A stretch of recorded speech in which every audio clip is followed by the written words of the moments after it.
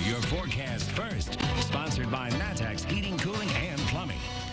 It's been a pretty nice day. We had sunshine. Now clear skies out there tonight will set things up for an even better day tomorrow with warmer temperatures that you will enjoy if you're trying to get outside just for a few minutes to get some fresh air. Tonight, temperatures in the low and mid 40s.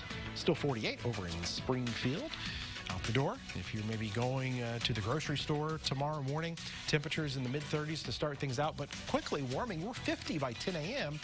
We're talking 60s by the afternoon. So how long will that nice weather last? We'll look at that, and rain for later this week coming up. WCIA 3 News. Now from WCIA 3 News. The company's just carrying on like business as usual and isn't doing anything. One person tested positive for COVID-19 at a factory in central Illinois. Why workers say the company isn't doing enough to protect them. Plus, a drive-up clinic was going to let you get tested even if you're not showing symptoms of COVID-19. Why it was shut down before it could start. I could barely breathe. But now he's feeling better while recovering from coronavirus. What difficulty he still has ahead of him. You're watching your local news leader. This is WCIA 3 News at 10. The guy in my department was infected, and I don't feel like the company cares about us at all. Factory employees in Danville are furious, saying the company isn't taking enough precautions to keep them safe during the COVID-19 pandemic. This reaction comes after an employee tested positive for coronavirus. Good evening, I'm Paul Cicchini. VISCOFAN manufactures casings for the food industry. Employees say what isn't happening inside the plant has some of them enraged. WCIA 3's Jennifer JENSEN shares the story. In a memo sent to employees, VISCOFAN management said they sent 2 other employees who had contact with the COVID-19 patient home with pay to quarantine as a precautionary measure. But as for the rest of the approximately 350 staff at the plant, some say they're unsatisfied with the way the company is handling this. When an employee at VISCOFAN was diagnosed with COVID-19, concerns spread quickly amongst people who work there. I don't feel that they were prepared for this. I don't feel that they really took any preparation to keep us safe.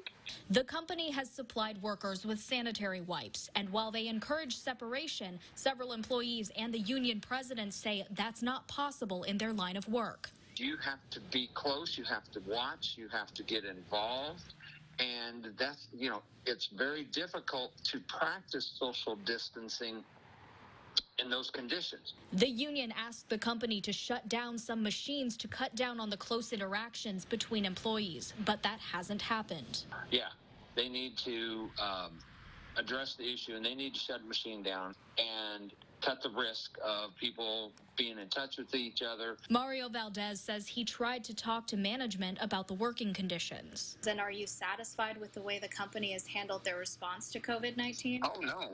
I'm not satisfied at all. We tell them our concerns, and, they just don't listen to us.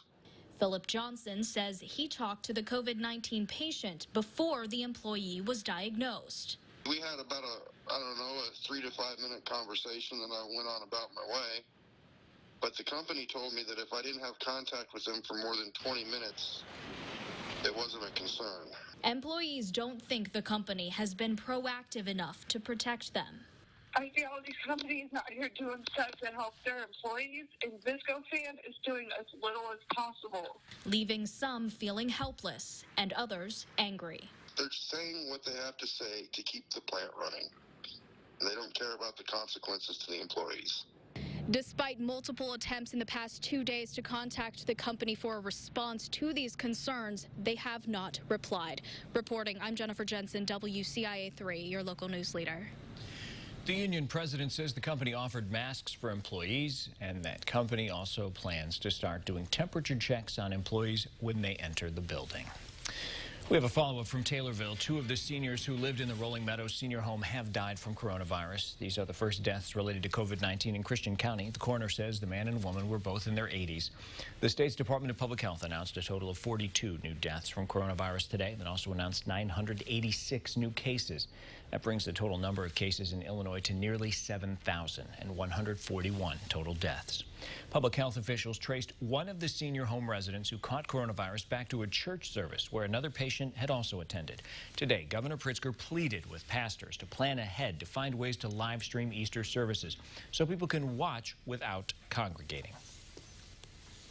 I understand how important worship is, and especially in these moments, but it can be done virtually, and I would suggest that people should never, despite the desire on Easter to get together, to celebrate together, to worship together, I would still tell people, please stay home. The governor suggested church members contact their pastors to learn about online options that may be available to them. Dozens of people were turned away today from a drive-up testing clinic after it was postponed 30 minutes before it was supposed to start. More than 100 people had signed up in advance for the clinic at First Christian Church in Champaign. The decision to cancel angered Dr. Tom Plura, who watched it all unfold before police asked him to leave. Plura says he would have been able to give 8,000 tests, including some for those without symptoms. That's where he and the public health district are at odds, and the church was caught in the middle. The health district says CDC guidelines direct doctors only give tests to people showing symptoms. Christian Church doesn't want to do it. I guarantee you one thing. I guarantee you I'm going to find a spot in Champaign County where I can do some testing for people who want to get tested. Plura took the unused test kits back to his clinic after he was kicked off the property. He says he'll use them in that space if he needs to, but wants to find somewhere else to set up another test site. Public Health District Administrator Julie Pride says she recommended the postponement was because she wanted time to touch base with Plura. Pride spoke with him this afternoon about how he was planning to go about the testing process. Pride says he would be following CDC guidelines. Those include not testing people without symptoms. However, when we spoke to him during the planning process of testing, he told us he would be testing anyone who wanted a test. The health district does not have the authority to shut down a testing location on its own. There still is a scarcity of testing all the way across the United States. So even private labs are to be testing using their resources for testing within the guidance of the CDC. And there is no guidance just to test everyone, everywhere, whether they're symptomatic or not. We asked Pride if the CU Public Health District is considering hosting a drive-through testing service. She says it's not against the idea, but there is a shortage of tests. After several days in the hospital, a man in Champaign is recovering from COVID-19, but his family says his fight isn't over because the virus did damage to more than his body. WCIA 3's Emily Braun has his story. I could barely breathe, and I just had to lay there and just breathe in and out slowly. He was fighting. Eugene Jackson got short of breath and thought it was just from the dust that came with doing his job. But when the dust settled, Jackson knew it was more than that. He tested positive for COVID-19 and spent several days in the hospital. I was kind of surprised, but at the time, I was just short of breath. I was just trying to relax and take it as they were telling me. What was your initial reaction when you found out that your brother had this? Actually, my initial response, I was more concerned because we have a spiritual foundation base, and we believe that God did not give us the spirit of fear. Jackson says it's by the grace of God he came home to his wife. His wife could not see him for the 6 days he was hospitalized, which made that extremely hard on her. I'm feeling pretty good now. I mean, each day it gets better. Beverly Palmer is grateful for her brother's recovery. She knows, though, that there's another battle ahead. He would have medical bills, and then just dealing with everyday life stuff, that things that I know he won't be able to really meet at this time, like rent, just those type of necessity things. She's hoping her brother, who she says has always been a giver, is given the gift of compassion from friends, family, and anyone else who wants to help him get through the rest of the fight. In Champaign, Emily Braun, WCIA 3, your local news leader. The CDC has not released the number of patients who have recovered from COVID-19, but health officials say 80% of cases are either asymptomatic or are mild. Several cities in central Illinois are getting hundreds of thousands of dollars from the federal government to help their communities fight back against coronavirus. For example, the city of Springfield is getting about $800,000. Mayor Jim Langfelder told us this is much needed because as much as the virus is attacking people's immune systems, it's also attacking the economy. So how do we reformat our own budgets and then utilize other resources, whether it's state resources or through the CARES Act, to leverage those dollars as much as possible, because there's going to be infrastructure needs, especially with business support.